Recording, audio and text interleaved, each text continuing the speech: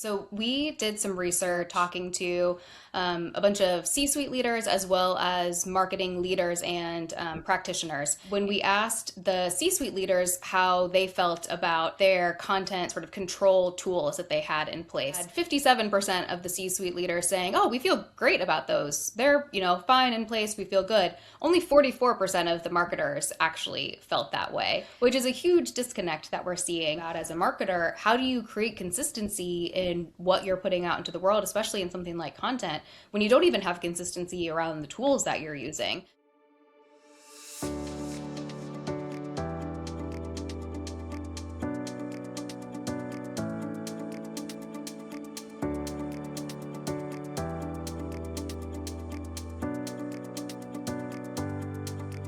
Hi, everybody. Welcome back to tomorrow's Best Practices Today.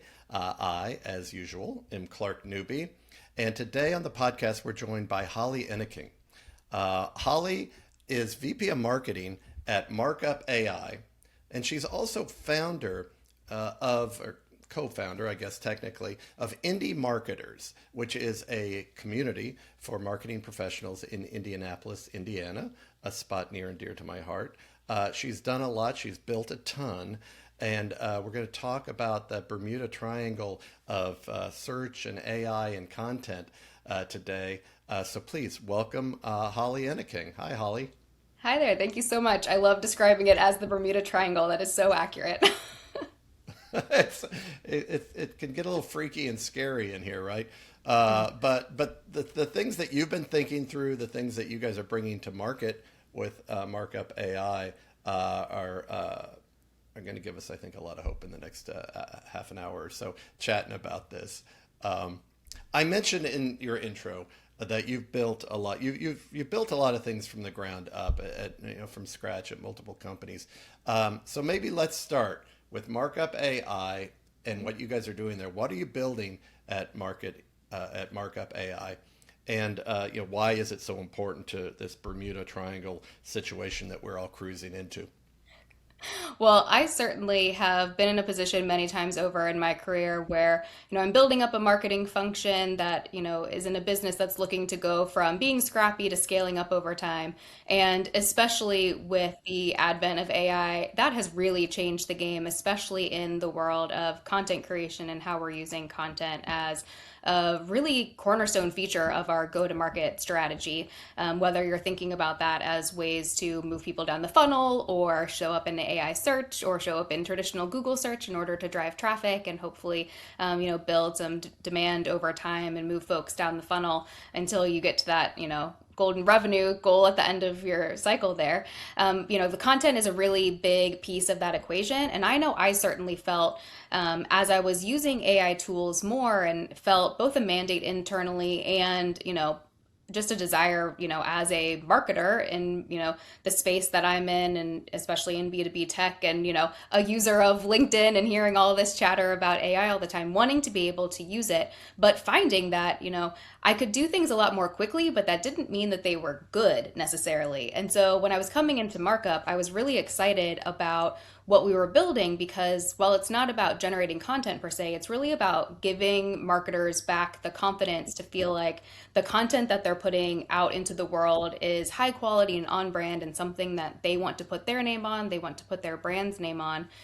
Because especially for me, like my background personally is all brand and digital marketing, and I take the brand really seriously. I want to put only the best things out there and put our best effort into making it something that represents us well, has a strong point of view, and that is just getting harder and harder when it comes to AI generated content. And so what we're trying to do with Markup is really create something that helps marketers have the confidence that yes, this sounds like me. Yes, it's something that is accurate and using, the right language that I want to be using, that I don't sound like a robot wrote it, that it's written for the audience I'm trying to speak to, and really help marketers move past that sort of like paralysis they feel with this high volume of content that now it's like, oh my gosh, how am I going to get this reviewed and out the door? Like that's really where people are struggling these days. And so that confidence layer within the platforms that marketers are writing in, like a Google Docs or a Word 360, is really what we're working on bringing to market.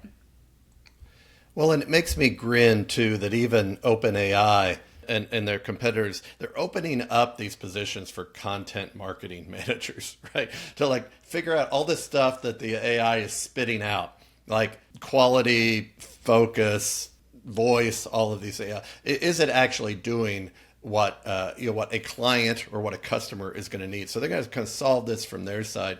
Sounds like you guys at Markup are going to help empower us to solve it from our own side. To your point, right? We can generate all this stuff a lot easier. But one of the things you were talking about is like, but is it good? How do you guys see that marketing judgment fitting into the equation? Is that something we can train the AI up on? Is that something that's always kind of quote unquote going to reside with us? Is it different for some things than others? How do you kind of stay on top of that, that balance point of applying human judgment into what the AI is building? Absolutely. I think that's one of the biggest struggles that we see in marketing teams today is, the definition of what is good is very subjective and, maybe lives in the brains of a person or a handful of persons on the team. And how do you expand that out to everyone, especially as maybe you're, getting more people on your team to contribute to writing. You have a big team of writers that you have, working against a set of standards. It may sound easy to, oh, I'm just going to have a Claude skill that is trained on our voice that's going to help us do that.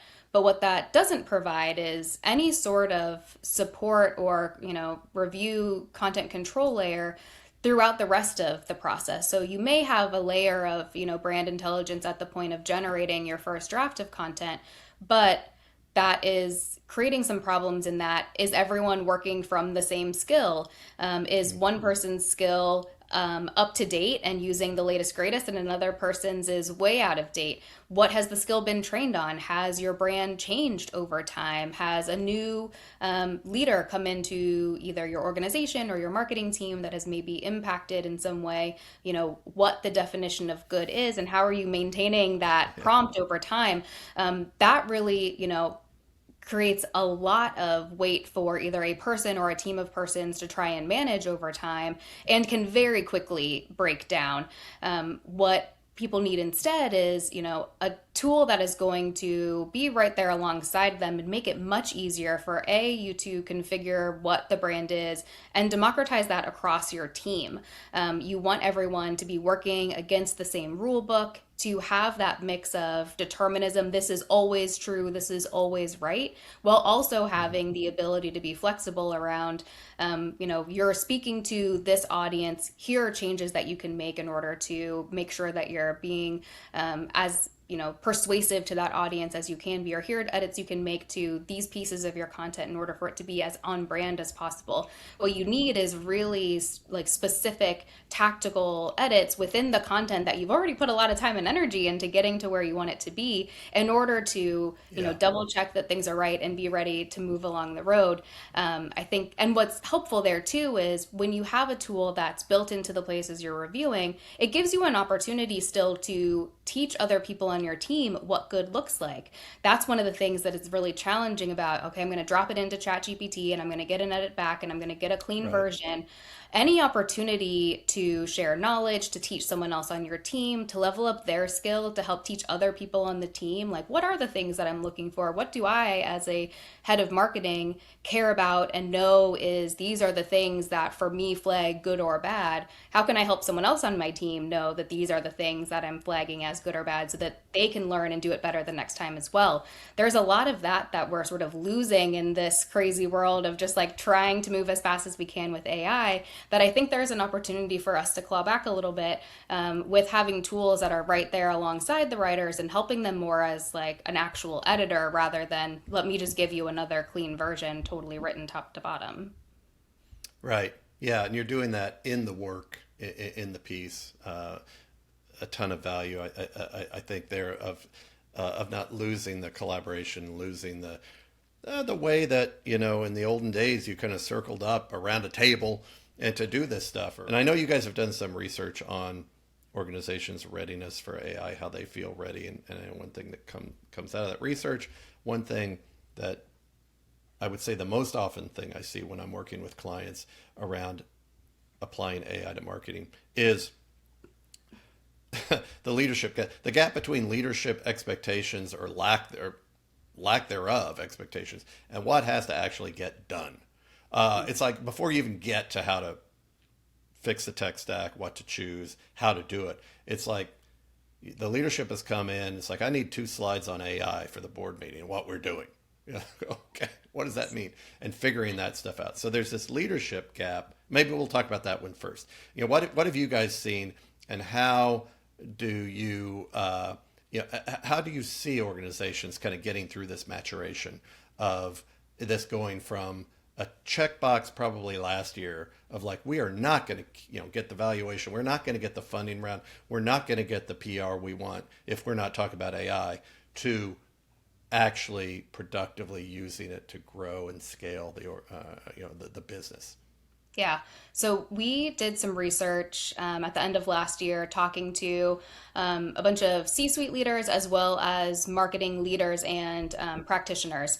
And what we found, going back to what you were talking about, this gap, is that when we asked the C-suite leaders how they felt about, their content sort of control tools that they had in place, we had 57% of the C-suite leaders saying, "Oh, we feel great about those. They're, fine in place. We feel good." Only 44% of the marketers actually felt that way. Similarly, thinking about rating those guardrails not just in place, but as strong and helpful to their team, 40% of leadership said that they thought they were strong, that they had exactly what they needed, and only 26% of the marketing team felt that way. So only a quarter of them, which is a huge disconnect that we're seeing. On top of that, what's even more challenging is, like you mentioned, there's this top-down mandate. We need to be using AI. How are we using AI? But there's not a lot of policy or procedure internally around what does that actually mean? What are we using? What are we allowed to use? What are we allowed to put into it or take out of it? What does that look like? We found that almost 70% of marketing teams were using multiple or unapproved LLMs, which honestly isn't surprising. I have certainly done that in businesses before where, Sure. the ask was use AI, but there's no real rules around what you're using or how you're using it, which makes it really hard when you're thinking about, as a marketer, how do you create consistency in what you're putting out into the world, especially in something like content, when you don't even have consistency around the tools that you're using. Sorry. But I think there's a bias for discovery too, right? I mean, Yes. I think that so first of all, it sounds like some marketing organizations are doing a great job marketing, managing up because all their Yeah. bosses think things are going great. Yeah. Uh, but the other is, I don't know that like the the C-suite or a board hearing like, oh, we're actually trying 3 new things that we found out about, would think that's a bad thing. They're like, oh, thank God, they're trying, they're trying out new stuff. But at the end of the day, that's not an environment that brings consistency, that brings, the kind of standardization, that brings the process, that brings the predictability that you need to run a business, right? You got to plant your feet and make sure that you're setting these guardrails, and that you've got, process and plan in place that's going to make, going to keep things professional, right? Keep things productive, keep things effective. Obviously we're on a frontier here, so the answers may come from everywhere, and hopefully some of they're good answers. But what it puts me in mind of, in some ways, not in others, is when SEO blew through. And of course, as you mentioned, right? So now we're all like, well, wait a minute, what does this mean for SEO? Now we're going to do, what are we going to do? We're going to do AEO. We don't, like, you can tell it's a frontier because you don't know what to call it, Yes. right? But, SEO is about getting you to the top of the funnel, right? Like, fine. And then you get up, we'll get you on the website. We'll work you over good. We'll have one of our guys call you on the phone. We'll figure it out. AEO is completely different. They're kind of saying like, I'm done with all that. So what's the price? And now I want to haggle with you on price, or I'm ready to go. So talk to me about what you guys have seen and the ramifications of that difference between being, coming at the top of the funnel and closing a deal at the bottom of the funnel with AI. Yeah, I think, you're exactly right. We can't even agree on what to call this thing right now. I heard someone refer to it as all of the EOs the other day, and I was like, we can't even decide which EO we want to focus on, and they're all sort of floating out there, and we're trying to figure out how to optimize for all of them at once and what really is The going to move EO-verse. Yeah. the EOverse. Yes, that's perfect. And it really is a huge challenge for marketers to be thinking about. And one of the things that we're seeing right now is that, SEO was always about, Am I writing with the right keywords? Am I, getting my content published and structured in a way that is going to make my content more likely to be scraped by Google search and served up? And what we're seeing is this shift from actually, is my content worth being cited, or is my content worth being chosen? And AEO and GEO, those are much more of an emotional reaction of your content being chosen to be served up in either the AI overviews or in your chat GPT or perplexity search that someone might be doing. And there is a much stronger bias there towards the quality of the content. Google had something that they put out recently where they were trying to claim that AEO and GEO is really just SEO and we should be thinking about it all the same. But what we know is that, SEO really prioritizes high value content. Yes, you have to have the right keywords. Yes, you have to be structured in the right way. But what the content actually says is important. How much time people engage with that content, the links coming back to it, the traffic going to it, and also having something valuable to say. AI is going to Right. write what is expected. A marketer, someone who's adding their point of view for their brand and their business, is going to say something hopefully unexpected, and that doesn't already exist out in the world that's being brought together by all of the robots bringing together the content that already exists. And so having a stronger focus in our content around what's the unique point of view that we're bringing? Do we sound like our brand? Are we talking to the people that we care about? Are we answering their questions and adding value to the work that they are trying to do? Do we have the authority for our brand to be writing about this and bringing our perspective to this conversation? Are the things that we're citing, recent and relevant? Like all of those things really do matter still when it comes to how you're showing up in any sort of search, AI or otherwise. That discoverability, the third leg of the stool, is really the quality of the content. And so having this eye towards, is my content worth being chosen for a search, I think really shifts the perspective of what you're putting out there, the volume that you're putting out there, and how you're positioning it and approaching it as a team, when it becomes not just an effort of, I have to get 10 blog posts published today, but is what I published actually worthwhile and worth reading and helping the audience that we are trying to serve in some meaningful way? And I think what we're seeing and what marketers are finding is that content is performing well and showing up. And so leaning in there is actually a real differentiator for a lot of businesses today in a sea of sort of sameness otherwise. Anything you can do to stand out really. I like that take thinking in terms of the quality underneath in terms of being chosen, of whether it's the AI choosing you to kind of elevate you, but also getting you all the way through that funnel, that selection funnel, to be chosen as the solution, right? And we used to kind of be, you used to be kind of cute about like, well, it's early stage and top of funnel, it's tofu, so don't talk about Yes. the product, talk about the pain, blah blah, and then you'd be like, okay, now 3A, that's the one then where we put a customer story in, right? Hmm. And they're awash in all of this all at the same time, everything everywhere all at once, right? And Yes. so that's that kind of campaign is what has to run through everything that they're digesting. That's a really good insight. Yeah, I think we've officially gotten to the point where stuff. There's certainly stuff that's overrated and underrated in this conversation, right? How are you really separating the wheat from the chaff? Maybe I should say the corn from the husk for a Hoosier girl. Yes, thank you. But what do you think is getting too much attention in this content AI Bermuda Triangle, and what is not getting enough?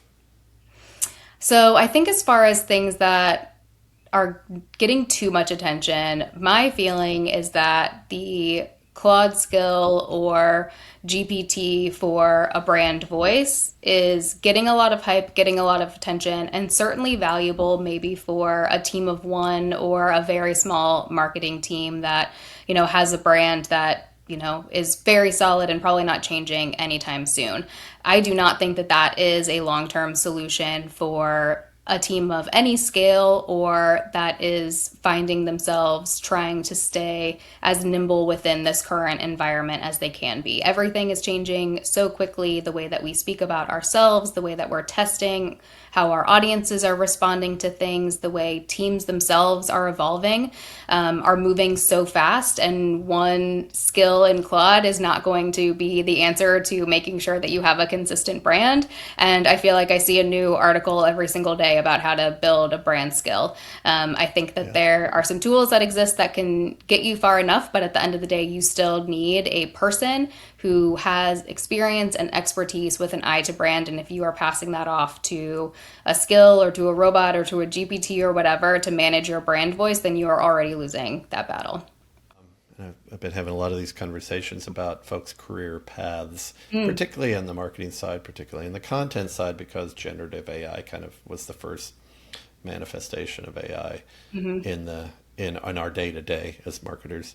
Um, but also in terms of entry level folks, these Mm. marketing managers that you used to these bright and shiny interns you used to bring in for 2.5 months, and then you like one and you keep them and you give them Hmm. some of the slog work to do, and you do that with you're doing more and more of that with AI. So I guess from both sides, I guess from an individual's point of view, how are you, because you've got the community with indie Hmm. marketers, how do you guys talk about what a career path looks like now and how AI is changing marketing career paths? Yeah, this is something that I have spoken about a lot with folks in my market, within indie marketers, even thinking about it for myself of how I'm working with my current team. I've got some great talent on my team and some real up and comers, and it's my responsibility as their leader to continue to help them grow in their career. And a lot of that is about giving feedback and spending one-on-one time with them and being able to collaborate in a way that isn't just I go off and do my thing, in whatever tools I'm using, and they go off and do their thing, and then I run it through something and I give them back a clean version and tell them to run with it. Like, it doesn't really teach anyone anything or help them skill up in any way. Like, we've really stripped out sort of the feedback phase of work that's being done. And I find that really challenging and troublesome and something that like I'm afraid to give up on, but feel myself occasionally doing with folks on my team or with myself or people in my network. One of the things that I've been talking about a lot and thinking about, and especially with a group sort of in Indy that I'm connected with, is what are the types of skills, especially for early career marketers, that we can really help give them tools, not just teaching them how to prompt, ChatGPT or Claude or whatever sort of LLM of choice, but, to feel confident taking the first stab at a draft and then thinking through with them, what that looks like. And yes, that does require us to slow down and, step away from some of these innovative tools that we're trying to get to. But I also know that I am capable of using LLMs and getting good output from them because I have a baseline of experience that I've gathered over 15 plus years as a marketer. And so being willing to pull ourselves back from, just this like daily grind of trying to churn out as much work as we can because we have the tools to do it and be Yeah. intentional about coaching other folks on our team and being willing to make an argument internally around no, I do want to hire an entry level person. We still are cultivating the next generation of marketers and we need to be able to Yeah. teach them with real experience, and not just sort of leave them either out in the cold with nothing to do because we don't have any roles for them, or make their day just prompting AI. Like, what kind of future is that? It's one that I certainly Right. wouldn't. Well, it's a future that will just further get taken over by AI, right? Hmm. Um, so do you have actually? So I think a ton of folks in our audience are having that struggle right now. Is how can headcount is always right. Perennially is an issue, and fighting for your headcount and selling, Hmm. selling the management team on your headcount. Now it's like, why? How can you even come in here with a junior marketing hire? Are you kidding me with this? It's all AI, man. Hmm. Um, do you have? I mean, do you have off the cuff sort of things you would have leaders think about in order to keep these headcount open, secure these opportunities to hire newer folks earlier in their career?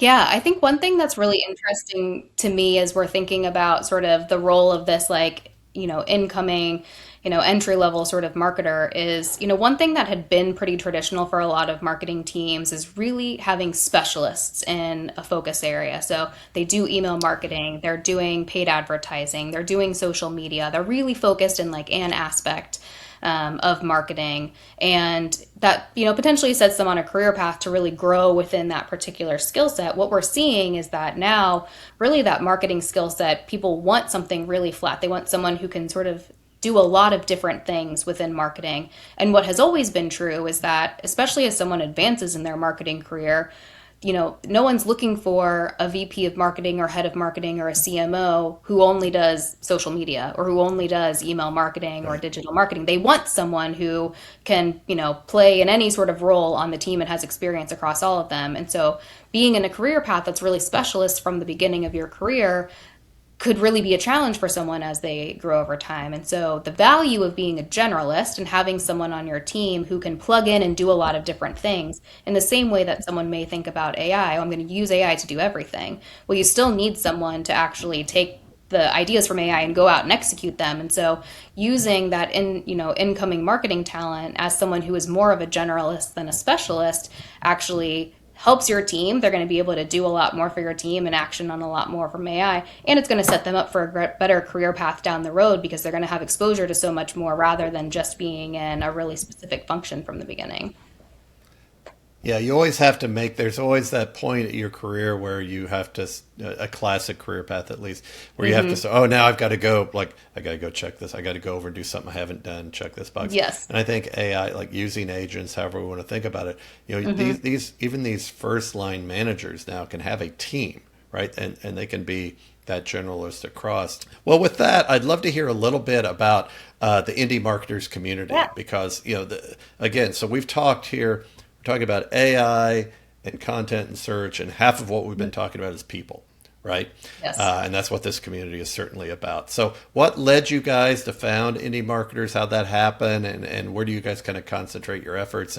And how would you advise folks, in either looking for or building a community in their own geographic area? Yeah, absolutely. So, Indy Marketers has been a passion project for myself and two of my former colleagues for a couple of years now. I think we were founded in 2022, and really the reason behind it was we had an opening on my team. We were looking for a designer, and myself and one of the other co-founders realized like, oh my gosh, we don't know any designers right now in Indy. It was, post COVID, all of the, pre COVID Indianapolis marketing groups had sort of fallen by the wayside. There weren't a lot of in person events happening. There just wasn't a lot of opportunity for networking. And so we were chatting about it and we decided, well, in the absence of nothing, let's create something.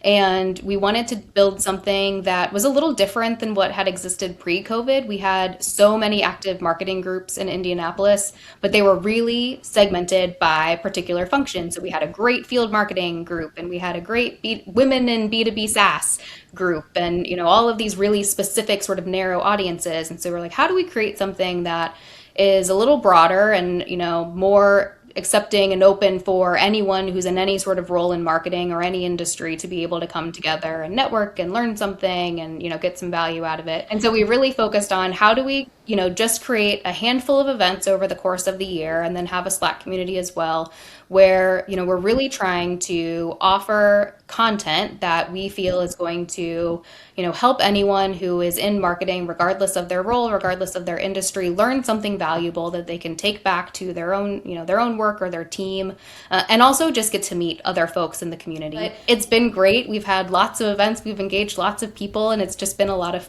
fun for us to put together. And we continue, we do at least one event a quarter, and we're always have a lot of returning folks, and we always have new faces, which is really great to see. Yeah, I mean, especially if someone's going to be traveling into Indy, we'd love to get connected, and we do our best to promote our events on LinkedIn and through email and on our website and all of those things. So we welcome anyone who is either in Indy, around Indy. We've had folks who, especially as they're moving into Indianapolis, have reached out. Mm-hmm. Carmel and Fishers are two towns that are nearby that are consistently constantly on like the top 10 lists of places where people are moving. And those are real close to downtown Indianapolis. And so we continue to have a lot of influx of folks into Indy. And if you haven't checked us out, Indy's a great place. So I definitely recommend coming to visit us sometime.